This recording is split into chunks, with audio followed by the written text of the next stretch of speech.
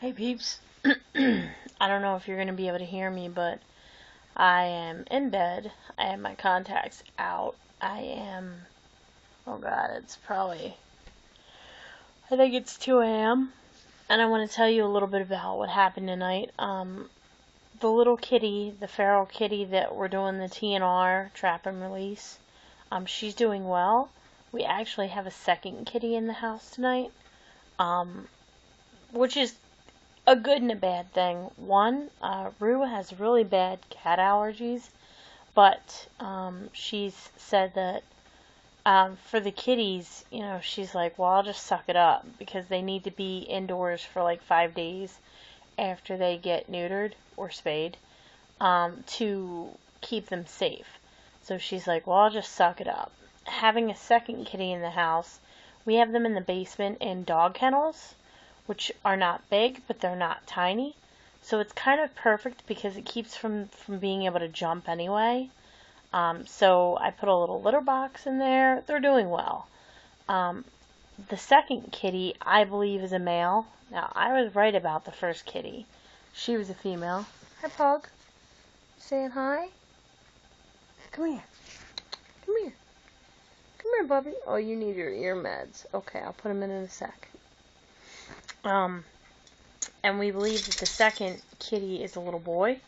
We're not positive. He's like a creamsicle tabby. He's kind of like a really light orange. Anyway, I'm going to be taking pictures of them and sharing them on Facebook just in case anyone recognizes them and they belong to someone. It's a long shot, but it's possible. I believe them both to be completely feral. But there's always the chance that maybe somebody lost their kitty, a long time ago and has been heartbroken ever since, and maybe they're wanted. But the little black kitty we have nicknamed Socks. So, for these videos, it'll be like, Feral Kitty TNR, Socks Edition, Creamsicle Edition, because the second kitty, the little boy, I nicknamed him Creamsicle. Alright, Marvy. He has special bullies up here on the headboard, and he likes to pick them out. Go ahead, pick one.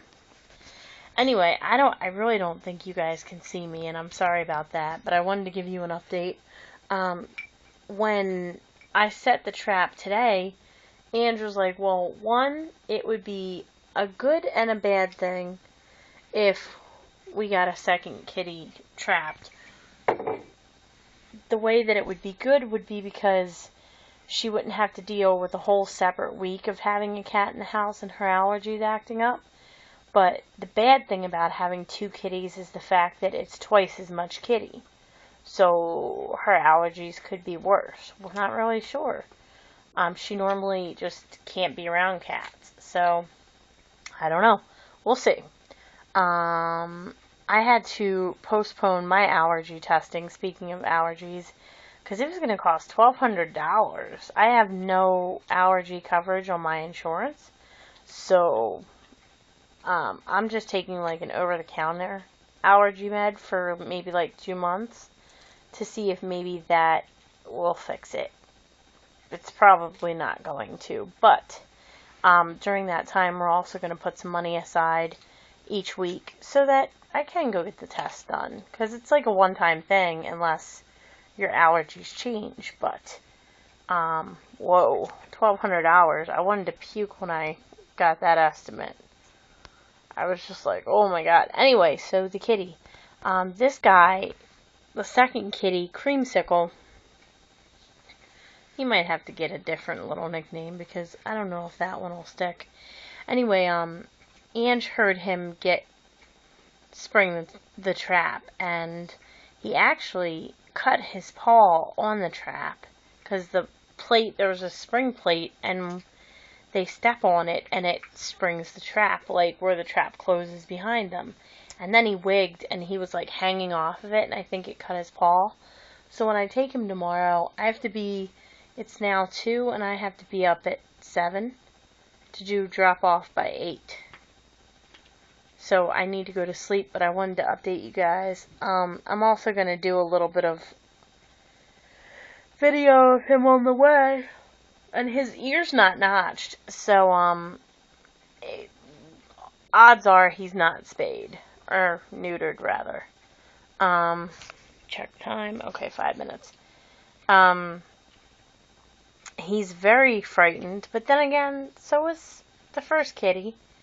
I think it's just because they're not used to being trapped, terrified, and then put into a dog kennel, which the kennels are clean. It's just, it's scary. And even though I offer food, and water and everything, they still don't know if they can trust me. They don't know if they're about to become dinner. They just don't know. It's a scary thing for these kitties. And I feel bad for that, but it's like they have one shitty night, and then after that, kind of a shitty week, and then the rest of their life is like, okay, I don't have to fight and overpopulation and all this. So it's like a bad week, and then their life gets a little easier because of it. And I'm also feeding them.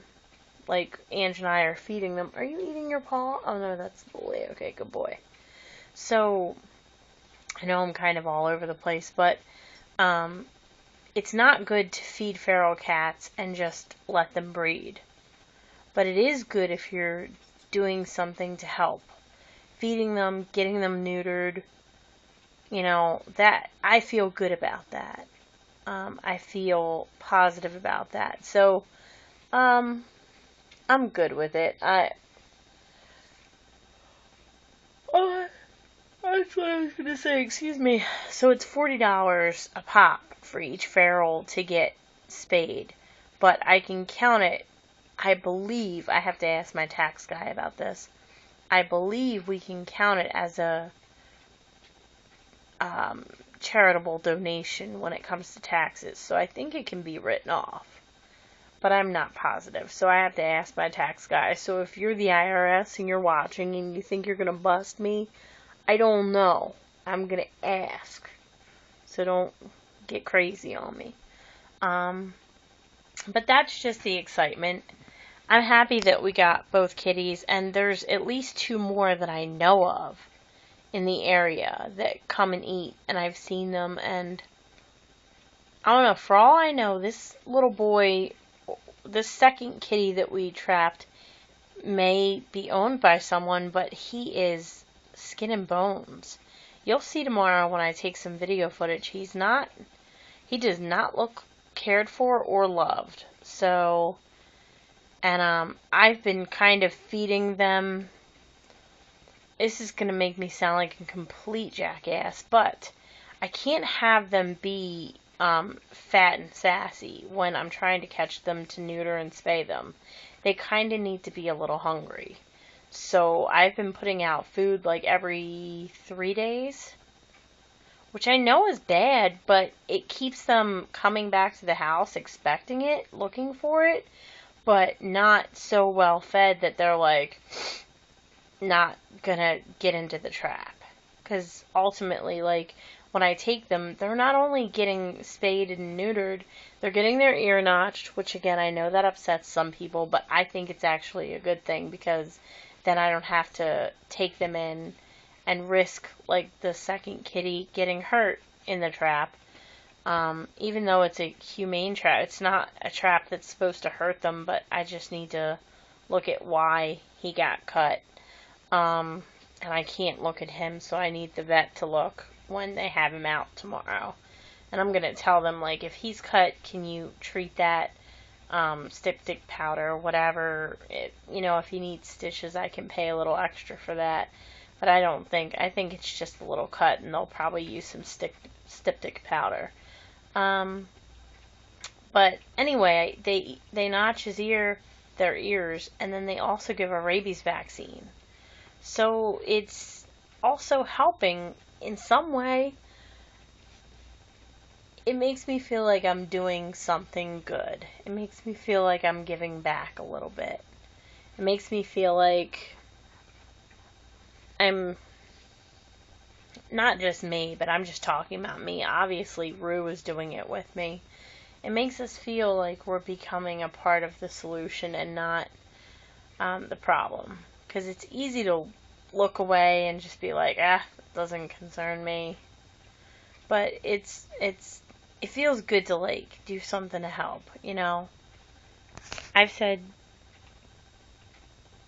time and time again that animals have saved my life, and they have. And not just dogs, but I want to spend the rest of my life giving back to them in any way that I can. So, anyway, I hope that you guys are well. That's the excuse me. That's the situation here, and I'm going to bed. So, much love. Pug out. Pug. Say goodnight. Good night, folks.